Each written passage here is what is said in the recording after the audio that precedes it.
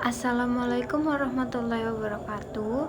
Saya Tamar Atika Harahap dengan NIM 1904193 akan membuat keterampilan bertanya dasar dan lanjutan demi memenuhi mata kuliah micro teaching. Baiklah, berikut adalah video hasil pekerjaan tugas saya. Assalamualaikum warahmatullahi wabarakatuh anak-anak.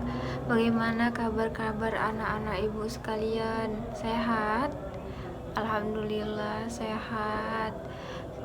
Baiklah anak-anak, marilah kita berdoa. Sebelum belajar, berdoa dimulai.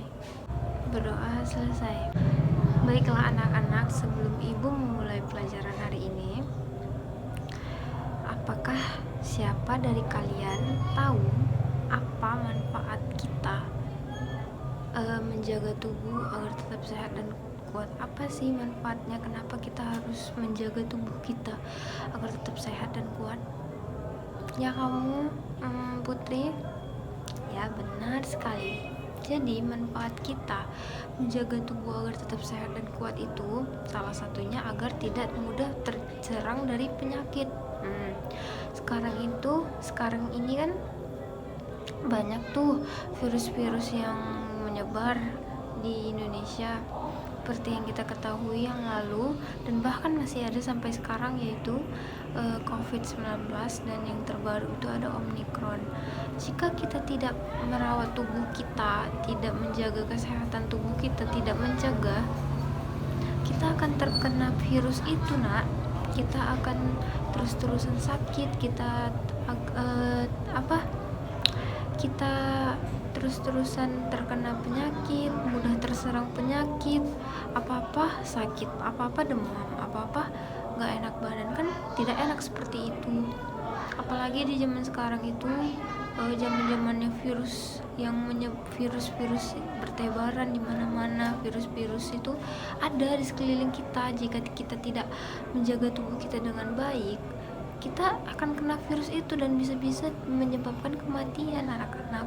Jadi gitulah pentingnya kita menjaga tubuh kita dari penyakit.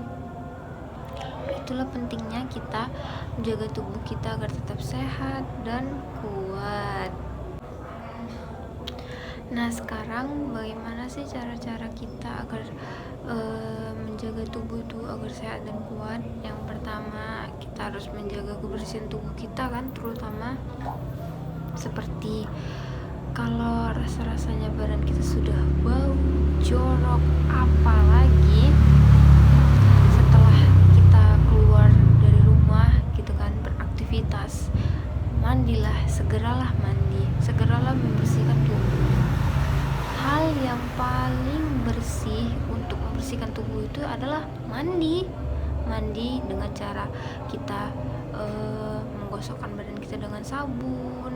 Apalagi pentingnya sekarang memakai sabun yang antibakterialnya itu tinggi. Dan kalau jika pakaian kita nih, kalau udah selesai kita pakai, habis beraktivitas di luar, ada baiknya segera dicuci.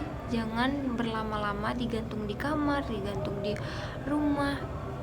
Virus-virus ataupun bakteri yang lengket di baju kita itu setelah kita seharian beraktivitas itu akan menyebar juga, menjadi kayak debu-debu kecil-kecil berterbangan di sekeliling rumah kita.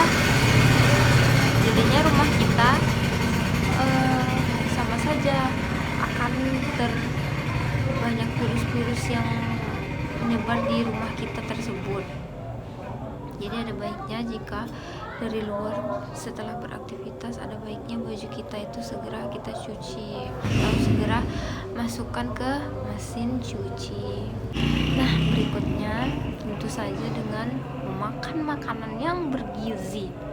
Di zaman sekarang itu kan yang seperti ibu bilang lagi dan lagi, kita ini sedang marak-maraknya virus yang ada di Indonesia ini. Bermacam-macam virus ada saja yang bermunculan, dan ada baiknya kita harus makan makanan yang bergizi, minum vitamin, makan yang bervitamin.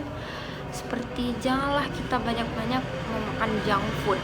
Kenapa tidak boleh sering-sering mengonsumsi junk food itu? Kalau sekali-sekali boleh, tapi jangan sering-sering. Kenapa? Junk food itu tidak sehat, nak. Sama saja itu seperti merusak diri kita. Seperti contohnya kayak junk food itu kayak Indomie, makanan yang instan, mie instan, makanan yang terlalu mengandung banyak lemak, minyak, seperti ya kalian tahu gorengan-gorengan yang di luar, jajanan-jajanan pasar, ataupun seperti hamburger ataupun kentang goreng. Itu tidak baik, nak. Dikonsumsi banyak-banyak dan terlalu sering itu sangat tidak baik untuk kesehatan tubuh kita. Itulah yang lama-kelamaan akan menumbuhkan penyakit di tubuh kita jika kita terlalu sering makan yang seperti itu. Dan cara mencegah selanjutnya itu tadi yang ibu bilang tadi kan, seperti meminum vitamin. Minum vitamin itu nggak harus dari obat saja loh. Takutnya kalau terlalu banyak makan obat tapi obatnya itu mengandung vitamin, takutnya overdosis juga sih. Dari buah-buahan itu sehat sekali. Dari buah-buahan seperti jeruk mengandung vitamin C. Wah, vitamin C itu sangat baik sekali, sangat kita butuhkan untuk melawan dan menjaga kekebalan tubuh kita. Selain dia berupa pil, vitamin C itu ada juga tuh kan pil bulat besar. Dia diletakkan ke dalam air, dia bisa menjadi cairan. Itulah yang bisa kita minum juga, vitamin. Ada juga yang dari buah-buahan. Yang ibu sarankan itu vitamin yang dari buah-buahan ya anak-anak, itu sangat baik sekali. Obat juga boleh, tapi kalau jika kita meminum vitamin berupa pil ataupun obat antibiotik, itu juga kita juga memerlukan mengonsumsi air yang banyak. Jika kita mengandalkan vitamin saja tapi kita tidak banyak mengkonsumsi air, kita ibaratnya nih kita makan vitamin itu banyak-banyak, pil itu banyak-banyak, tapi kita tidak meminum air sedikit, ya sama saja ginjal kita juga bermasalah. Pentingnya kita menjaga makanan kita, menseimbangkan makanan dan minuman kita, seperti perbanyaklah minum air putih, perbanyaklah makan vitamin maupun dari buah-buahan ataupun dari pil. Tapi saran ibu kalau jika minum pil itu harus banyak minum air putih ya. Yang ketiga ada makanan, kita harus menjaga pola makan kita teratur, tidak boleh telat. Aduh, janganlah, nanti kalian bisa sakit terserang apa yang lebih parahnya itu lambung. Makanannya itu harus yang bergizi, nasi dengan lauk-lauk kita seperti ikan yang mengandung protein, vitamin, ayam, daging-dagingan, telur. Apalagi masa-masa pertumbuhan kalian itu penting sekali meminum susu, jangan malas-malas minum susu.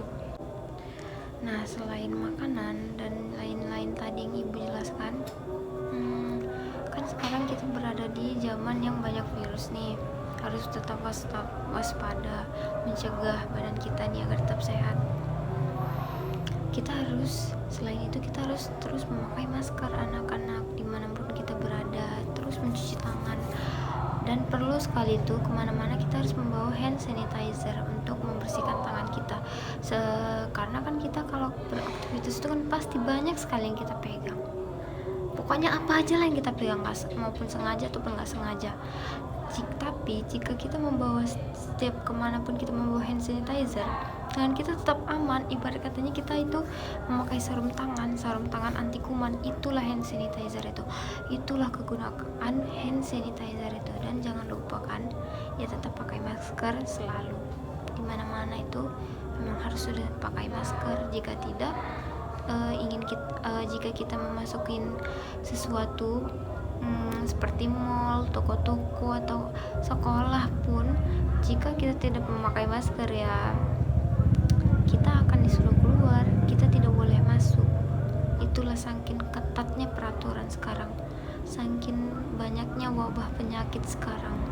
Baiklah anak-anak, dari sekian ibu ceritakan tadi, ibu jelaskan tadi tentang bagaimana kita menjaga tubuh kita agar sehat dan kuat. Apakah dari kalian semua ingin bertanya? Ada pertanyaan? Ya, Rifki, apa? Bagus pertanyaannya. Berapa kali sih kita harus memakai masker itu?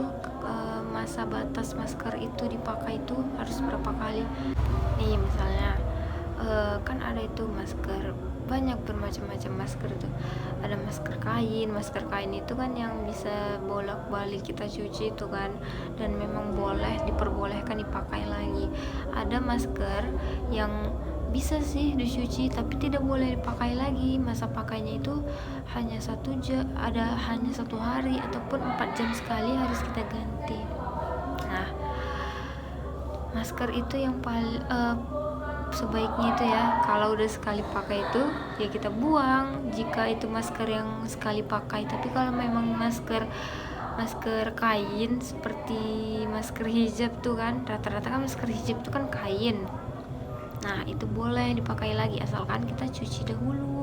Tapi jika tidak kita cuci, ya nggak boleh juga dipakai, harus bergantian. Karena kan itu bekas mulut kita, ya pokoknya seharian di luar, masa mau dipakai lagi?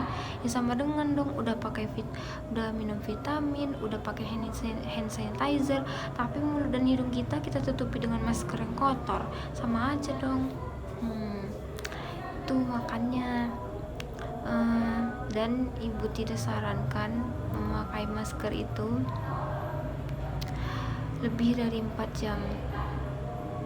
Peraturannya sekarang itu setiap 4 jam sekali kita harus ganti masker kita jika kita beraktivitas di luar. Kalau di rumah saja ya nggak pakai masker, maksudnya kalau kita lagi beraktivitas, lagi sekolah, seperti ibu lagi mengajar orang-orang yang di luar sana yang bekerja di luar ataupun di luar ruangan yang ada banyak orang, pokoknya setiap 4 jam sekali harus diganti masker, harus diganti maupun yang kain ataupun yang sekali pakai tetap diganti. Yang kain tadi mau diganti dengan yang biasa boleh, yang kain tadi taruh di plastik baru kita cuci lagi di rumah. Pokoknya harus bergantian dipakainya, nggak boleh itu aja. Sama dengan dong kita menjaga seluruh tubuh kita tapi masker tidak kita jaga, kita pakai terus yang kotor itu. Bagaimana Rifki? Sudah jelas apa yang ibu jelaskan tadi? Ya, pintar. Baiklah anak-anak, ibu rasa sekian hari ini tentang cerita kita, tentang penjelasan ibu bagaimana cara menjaga tubuh kita agar sehat dan kuat, bersih. Apalagi sekarang tuh kan kita berada di fase yang sangat banyak penyakit, banyak virus. Kalau kita tidak menjaga tubuh kita, siapa lagi mau mengharapkan orang tua kita sendiri pun juga menjaga tubuhnya. Kita berarti harus menjaga tubuh kita sendiri. Apa yang dibilang orang tua turuti. Kalau nggak boleh keluar rumah jangan, kalau tidak terlalu penting jangan keluar terlalu lama, bahaya loh, dimana-mana ada virus. Baiklah, ibu akhiri. Assalamualaikum warahmatullahi wabarakatuh. Oh iya, jangan lupa kita baca doa dulu ya sebelum pulang. Berdoa mulai. Berdoa selesai. Baiklah anak-anak, ibu minta maaf apabila ada salah-salah kata. Ibu akhiri. Assalamualaikum anak-anak.